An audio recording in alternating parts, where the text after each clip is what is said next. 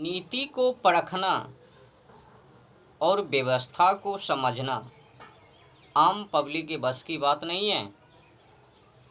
देखो, इन लोगों ने व्यवस्था के नाम पर क्या किया है? खिलवाड़ तो है ही। अगर हम कह करके नियम को बना करके और उस नियम पर खुद ही ना चलवे और आम पब्लिक को चलने के लिए कहबे तो मजाक है ही। नीति नियति अब समझना तो पड़ेगा ही ना। मैंने अभी फ़िलहाल में ही एक वीडियो के माध्यम से आप लोगों को जानकारी दिया कि हमारे देश के कानून में प्रावधान है, इसका नियम बना के रखा है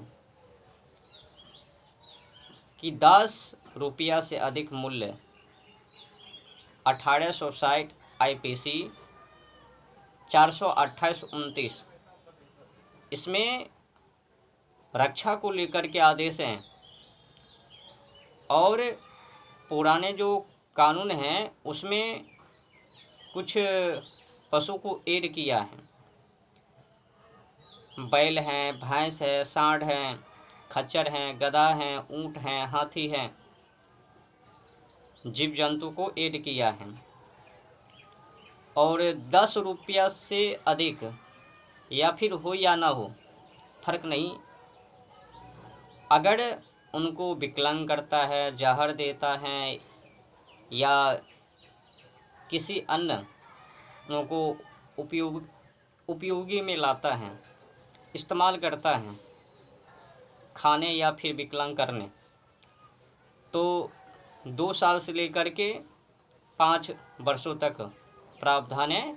1860 IPC धारा 428-29 और जो अभी 2023 उसी IPC के जगह पर BNS यानी भारतीय न्याय संहिता 2023 इसमें क्या किया, कुछ कम कर दिया। जैसा कि BNS की धारा 291 इसमें 6 मास का कर दिया, 5000 जुर्माना दे दिया। और आगे इसी BNS की धारा 325 में 5 वर्ष हैं। जब प्रावधान है तो फिर पुलिस प्रशासन, न्यायमूर्ति, सरकार खुद ही एक्शन क्यों नहीं लेती है? आखिर जनता ही मुकदमा दर्ज करवाने के लिए कोर्ट कचहरी का चक्कर क्यों कर लगावे? हमारे देश के जो बड़े बड़े एंकर हैं कहता हैं, तुम लोग बवाल क्यों करते हो, इनसे उनसे क्यों विवाद करते हो? जाओ थाने, जाओ कचहरी, जाओ मुकदमा दर्ज करो। मेरे को समझ में नहीं आता है, जब प्रावधान है इस देश के संविधान कानून में, इसका उल्लेख है कि विकलांग नहीं, जहर नहीं, उपयोग नहीं, इस्तेमाल नहीं, तो फिर सरकार के ही तरफ से एक्शन क्यों नहीं, ठोस कार्रवाई क्यों नहीं? आखिर जनता ही ठोस कार्रवाई करने के लिए कोर्ट तक क्यों पहुँचवे? एक्शन लेने का तो अधिकार सरकार को है ना, पुलिस प्रशासन, न्यायमूर्ति को है ना। रखवाले तो वही लोग हैं और इसी के आधार पर देश हैं। तो कुल मिलाकर के चालबाजी क्या है? केवल दिखावा। अगर अंग्रेजों के नीति से चीटिंग करबे तो न्याय कहाँ से मिलवे? अब जब प्रावधान पहले IPC में 302 उसमें क्या था प्रावधान? आजीवन कारावास या तो मृत्युदंड। लेकिन आपने कभी देखा कि जबह करने वाले को मृत्युदंड दे दिया? और जो BNS हैं इसी के आधार पर प्रावधान है। क्यों है? तो जनता को ये ना लगे कि हमारे देश के कानून में प्रावधान क्यों नहीं है, तो उत्तर दे सकूं उसके के लिए यहाँ पर घुसेड़ दिया, ऐड कर दिया, डाल दिया।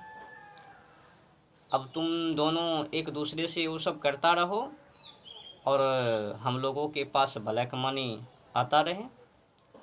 तो कुल मिलाकर के हमारे देश के जितने भी एंकर हैं उनसे भी निवेदन है कि जो दबाव भक्तों के ऊपर देते हो ना, गो भक्त हो, पशु भक्त हो, जो तरह तरह का संगठन बना के काम कर रहे हैं, उन पर जो लगाम लगाते हो, उससे बेहतर है कि उन पर लगाम ना लगा करके बस जो रखवाले हैं उन पर लगाम लगाओ।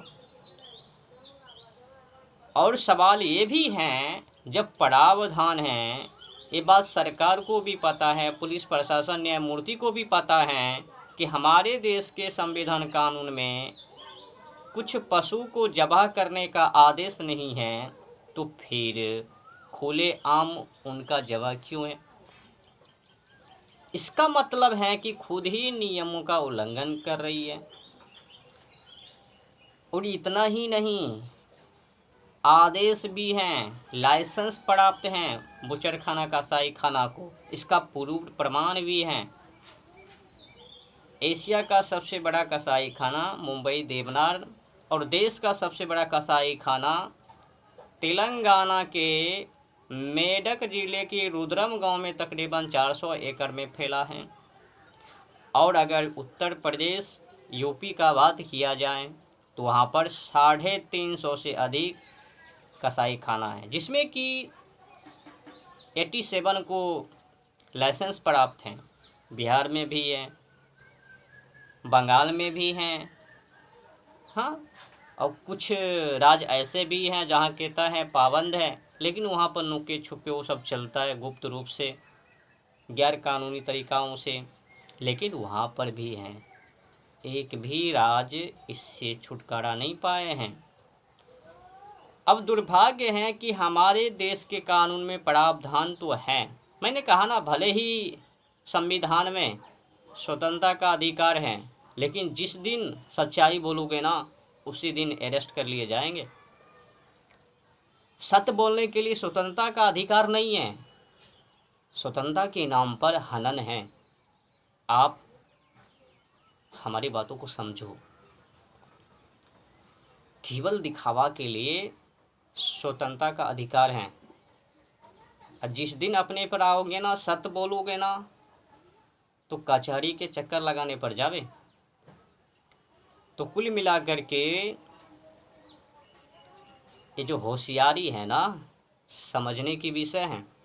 और हाँ, सरकार कहती है हम गरीबों के लिए सूची, अनुसूची, आदिवासी, ए वासी उनको रोजगार दूंगा।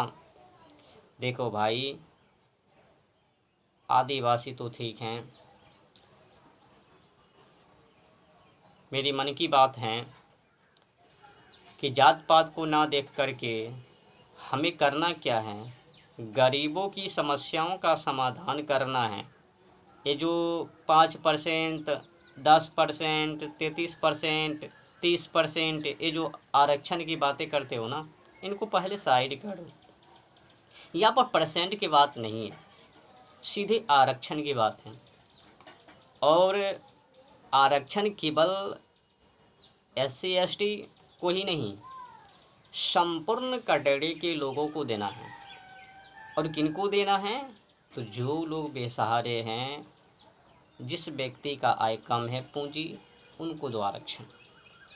आरक्षण का मतलब ये नहीं है कि जात पात के नाम पर सूची, अनुसूची, आदिवासी, जिन मिलना फिलना का नाम ले लिया और उनके नाम पर कोई और ही चारा खा रहे हैं, ऐश मौज का ज़िंदगी जी रहे हैं। तो गरीब को चुनो, जो अर्थव्यवस्था में हीन हैं उनको दो आरक्षण, उनको अधिकार दो। और ये भी काम करो, जितने भी रोजगार हैं, कृषि, गोपालन, पशुपालन, पर्यावरण के रखवाले, जल के रखवाले, प्रकृति के रखवाले, और लोहा लक्कड़ का काम, शर्मा का काम जो बड़ी लोहा का काम करते हैं, और इलेक्ट्रॉनिक का रोजगार, मिस्त्री का रोजगार, इनको भी उठा करके जो शिक्षा है उसमें जोड़ दूँ। कुल मिलाकर मैं कहने के लिए चाहता हूँ कि उन रोजगार के बारे में भी पढ़ाई करवाओ, उनको भी ऐड इसी नौकरी से कर दूँ। इससे क्या होगा, जब पढ़ाई करेंगे, जब पता होगा कि वो भी यही इसी कैटेगरी का हैं, तो शर्म नहीं, शर्मा में ना। तो अगर बेरोजगार को हकीकत में ख़त्म करने के लिए चाहते हैं, जात पात को ख़त्म करने के लिए चाहते हैं, तो एक नूनू को 200 में एडमिशन और दूसरे नूनू को 300 में एडमिशन, ये चालबाजी बंद कर देना चाहिए। समझ रहे हो ना?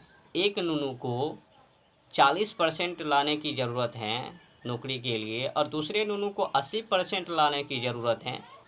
ये जो है ना, बंद कर देना चाहिए। नौकरियां पढ़ाई के बल पर दे, ये ना कि उनके जात के आधार पर। और अब मैं आता हूँ बिहार के व्यवस्था पर। तो यही सब लागू भारत के जितने भी राज्य हैं, 28-29 और वहाँ के जितने भी सरकार हैं, सभी पर लागू हैं। अपने अपने राज्य में देखें और करें जो मैंने कहा, मांग किया। और जब मैं बिहार का हूँ तो मैं अपने सरकार पर भी कुछ टिप्पणी कर देता हूँ, और जो प्रावधान है हमारे देश के संविधान कानून में, उसका भी उनको आज्ञा पालन करने का आदेश। देखो क्या लिखा है, सबसे अश्लील गाने अगर किसी राज्य में चलवे ना, और किसी राज्य का गायक होवे ना, तो बिहार के धरती से ही। और यहाँ का सम्राट चौधरी जी कहता है 24 घंटे में कार्रवाई। तो आपने ये भी कहा कि देश संविधान से चलता है, तो मैंने आप लोगों को देखा ही दिया, संविधान से या मनमर्जी से। तो जब प्रावधान है, जाके पढ़िएगा। जितने भी लोग हमारे इस वीडियो को सुन रहे हैं, जाके पढ़िएगा और सर्चिंग कीजिएगा, अगर आप लोगों के पास BNS किताब नहीं है 2023 का। तो 296 क्या क्या लिखा है वो भी सुन लीजिए। क में लिखा है, किसी लोक स्थान में कोई अश्लील कार्य करता है, या ख में लिखा है, किसी लोक स्थान में या उसके समीप कोई अश्लील गाने, पवारे या शब्द गाएगा, सुनाएगा या उच्चारित करेगा जिससे दूसरे को क्षोभ होता है, तो वह दोनों में से किसी भांति की कारावास से जिसकी अवधि 3 मास तक की हो सकेगी, या जुर्माने से जो 1000 रुपये तक का हो सकेगा, या दोनों से दंडित किया जाएगा। तो आपने BNS के अनुसार सुन ही लिया 296 में क्या लिखा है। और आप लोगों को मैं बता दूं, जैसा कि मैंने आप लोगों को जानकारी दिया, BNS की धारा 296 में प्रावधान है कि अश्लील गाना, अश्लील शब्दों का उच्चारण करना, किसी को सुनाना, किसी स्थल पर गाना, इस्तेमाल करना पाबंद है इस देश के अंदर। तो बिहार में तो खुलेआम चलता है, गाते हैं, एक से अश्लील गाते हैं, लेकिन यहाँ पर पाबंद नहीं है, और पूरे देश में चलता है। कहता तो है एक बिहारी 100 पे भारी। तो भारी कहाँ पर है वो भी जानने की ज़रूरत है। तो एक तरफ हम तो कहता हैं छोड़ो।